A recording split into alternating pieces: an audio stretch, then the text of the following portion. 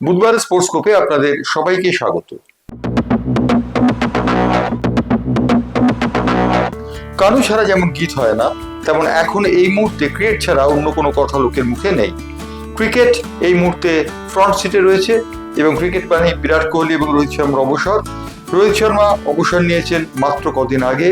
তার 5 দিনের মাথায় বিরাট কোহলির অবসর ভারতীয় ক্রিকেটকে এক গভীর শূন্যতার মধ্যে ঠেলে দিয়েছে। বিরাট কোহলি এবং রোহিত শর্মা ইংল্যান্ড সফরে ভারতীয় দলের সঙ্গে থাকবেন না। 20 জুন ভারতীয় ক্রিকেট দলের ইংল্যান্ড সফর শেষ হচ্ছে। তাহলে অধিনায়ক কে হবেন? শোনা যাচ্ছে ভারতীয় ক্রিকেট কন্ট্রোল মনে করছে যে শুভমান গিল অধিনায়ক এবং ঋষভ পান্ত সহ অধিনায়ক হবেন। কিন্তু ভারতের 3 খেলোয়াড় অর্থাৎ সুনীল গাভাস্কার, রবিচন্দ্র অশ্বিন এবং সঞ্জয় মাঞ্জরেকর তিনজনই বলেছেন জসপ্রীত বুমরাহকে অধিনায়ক করা উচিত। 31 বছর বয়স্ক এই পেসার রীতিমতো ভালো খেলেছেন এবং তিনি দলকে নেতৃত্ব দেওয়ার ব্যাপারে তার উল্লেখযোগ্য অবদান রয়েছে। 2022 সালে তিনি একবার দলকে নেতৃত্ব দিয়েছিলেন এবং তারপর এই গত গাভাস্কার বর্ডার সিরিজে অস্ট্রেলিয়ার বিরুদ্ধে একটি টেস্ট ম্যাচ তিনি নেতৃত্ব দিয়ে ভারতকে জিতিয়েছেন। সুতরাং জসপ্রীত বুমরাহ যে যোগ্য অধিনায়ক হবেন সে বিষয়ে বলে দেবার কোনো অপেক্ষা নেই, যদিও বোর্ড মনে করছে শুভমান গিলকে অধিনায়ক এবং ঋষভ পন্তকে সহ অধিনায়ক করতে তারা এগোবে। ইতিমধ্যে আইপিএল এর খেলা প্রায় শুরু হতে চলল। 17 মে অর্থাৎ শনিবার দিন আইপিএল এর প্রথম ম্যাচে মুখোমুখি হবে রয়্যাল চ্যালেঞ্জার্স বেঙ্গালুরু এবং কলকাতা নাইট রাইডার্স। প্রথম ম্যাচ বলছি এই কারণে, কারণ আইপিএল আবার শুরু হবার পর এটি হবে প্রথম ম্যাচ। উল্লেখযোগ্য, পাঞ্জাব কিংস 11 এবং দিল্লি ক্যাপিটালসের খেলার মধ্যে দিয়ে এই যখন খেলা হচ্ছিল ধর্মশালায়, তখন এয়ার স্ট্রাইক হতে পারে পাঠানকোট এবং জম্মুতে। এই অনুমান করে স্টেডিয়ামের বাতি নিভিয়ে দেওয়া হয় এবং বাতি নিভিয়ে দেওয়ার ফলে সেই ম্যাচটি পরিত্যক্ত হয়। মাত্র 10 ওভার খেলা হয়েছিল। ভারতীয় ক্রিকেট কন্ট্রোল বোর্ড বা আইপিএল কমিটি জানিয়েছে যে এই ম্যাচটি আবার খেলা হবে, অর্থাৎ পাঞ্জাব ক্রিকেট কিংস 11 এবং দিল্লি ক্যাপিটালস আবার মুখোমুখি হওয়ার সুযোগ পাবে। আইপিএল শুরু হচ্ছে নতুন করে 17 মে। বিদেশি খেলোয়াড়রা সকলে আসছেন। মিচেল স্টার্ক, জো সাজেলের মতো কিছু খেলোয়াড়ের অনিশ্চয়তা রয়েছে। এছাড়া প্রায় সব খেলোয়াড়কেই দলে পাবেন বলে ফ্র্যাঞ্চাইজি দলগুলি আশা করছে। 3 জুন আইপিএল এর ফাইনাল হওয়ার নির্ধারিত রয়েছে, কিন্তু ফাইনালটি কোথায় হবে তা এখনো নির্ধারণ হয়নি।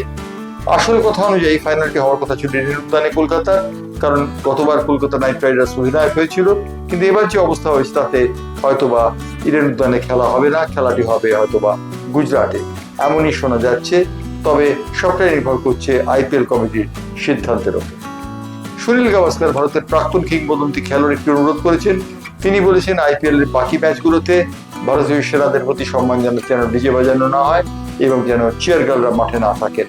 জানা যায়নি সুনীল গাভাস্কারের এই মতামতকে কতটা প্রাধান্য দেবে বোর্ড।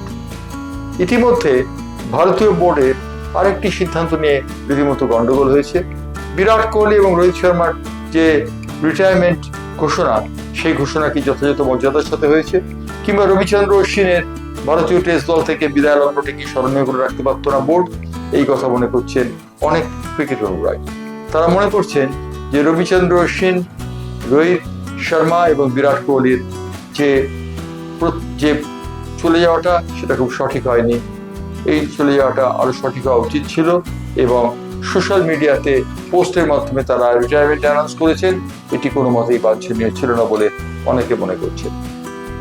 ইতিমধ্যে ভারতীয় ক্রিকেট কন্ট্রোল বোর্ড অবশ্য টেস্ট ক্রিকেটের জন্য তারা বিরাট কোহলিকে অধিনায়ক হিসেবে মনোনয়ন না দেবার সিদ্ধান্ত নিয়েছে।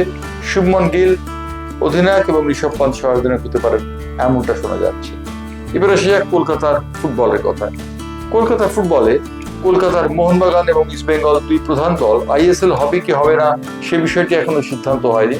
কিন্তু আইএসএল না হলেও একটি যে সর্বভারতীয় ফুটবল প্রতিযোগিতা হবে সে বিষয়ে কোনো সন্দেহ নেই। হয়তোবা তা ভারতীয় ফুটবল ফেডারেশন এজিএসই হবে।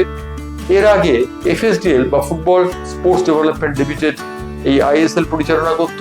এই আইএসএল এর ফ্র্যাঞ্চাইজি নিয়ে কিছু গন্ডগোল সৃষ্টি হয়েছে। সুতরাং এআইএফএ এর সময় নির্ধারিত হবে আইএসএল হবে কিনা।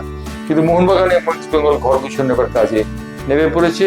ইতিমধ্যে ইস্ট বেঙ্গল তাদের বেশ কিছু খেলোয়াড়কে তারা দল নিচ্ছে। বিপিন সিং তাদের মধ্যে অন্যতম হচ্ছেন যিনি রয়েছেন সেই খেলোয়াড়টিও রয়েছেন কেরালা ব্লাস্টার্সের খেলোয়াড়, অতএব পিভি বিষ্ণু তাকেও দল নিচ্ছে ইস্ট বেঙ্গল। দিমিত্রি পেট্রাসকে 5 বছরের জন্য চুক্তিবদ্ধ করেছে মোহনবাগান। মোহনবাগান চুক্তিবদ্ধ করেছে কামিন্সকে, সুতরাং মোহনবাগানও যে একদম চুপচাপ বসে আছে এমন নয়, এই দুয়ের টক্কর দেখা যাবে ISL এ আগামী বছর। এই ছিল আজকে স্পোর্টস্কোপের খবর।